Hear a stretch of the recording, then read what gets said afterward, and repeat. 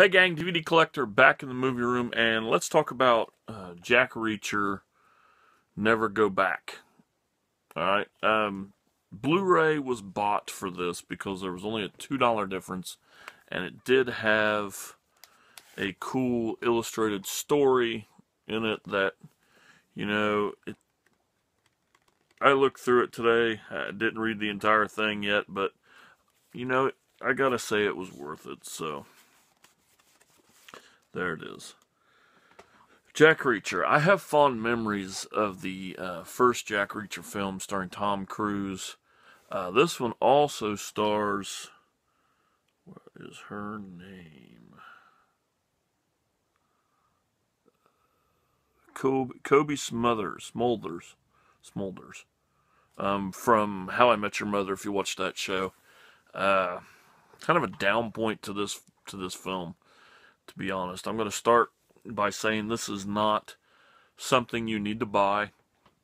I'm a collector, so I'm also a I have to have like a complete set if I buy it. Hadn't heard anything about this. It kind of just snuck up like a sleeper film. Don't remember it going to theaters around here whatsoever. Don't remember hearing much people talk about it. So, it was kind of a blind buy sequel, if that makes any sense. The film itself the story is, alright, the entire film could be a 2-part episode of any generic high-speed cop TV show. And when I say high-speed, I'm not talking about just about cops. I'm talking about like CSI or, NCIS, something like more NCIS since it's dealing with the military.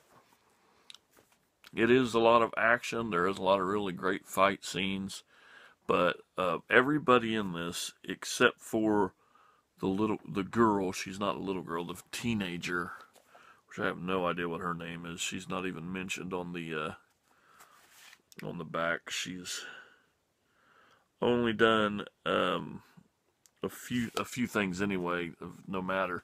But she's the only one that gives a performance, if you know what I mean. Tom Cruise, I love TC. He's one of my favorite modern actors. He's been in a lot of great stuff, especially in the past 10 years. Was flat.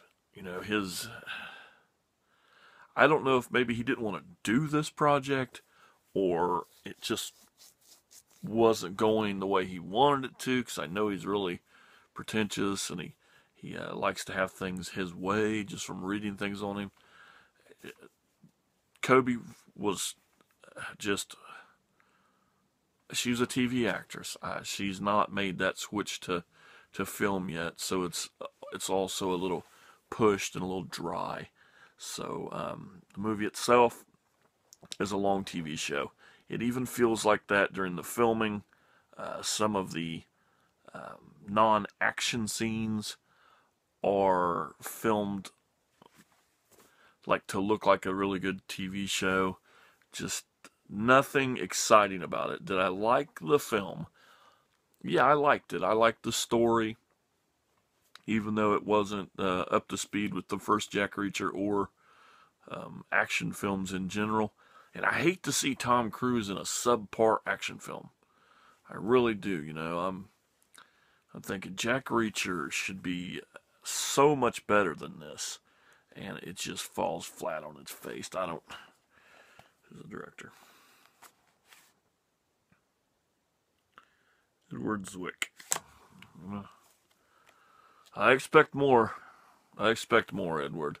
It is considered on the front a smart, gripping action thriller with an attitude. It's not a thriller. It's not a smart, gripping action film. It is an action film. That's it. It's an action film that has no meat to it. Granted, I say I did like it. I like it because I like Tom Cruise, and I like one of those setback, just watch an action film, and that's what this is. This has got nothing that screams fucking great buy. If that's a great way to put it, I can't think of any other way to put it. The story is basically Jack Reacher is caught up in this ring because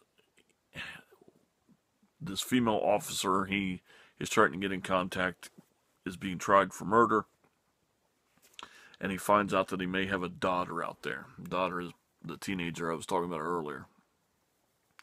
And the whole thing is to keep the officer and the little girl, teenager, safe. That's the plot of the story.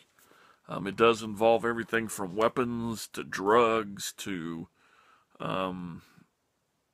mercenaries. It's got all the good spots for horror film, or not horror films, for action-packed blockbuster thriller.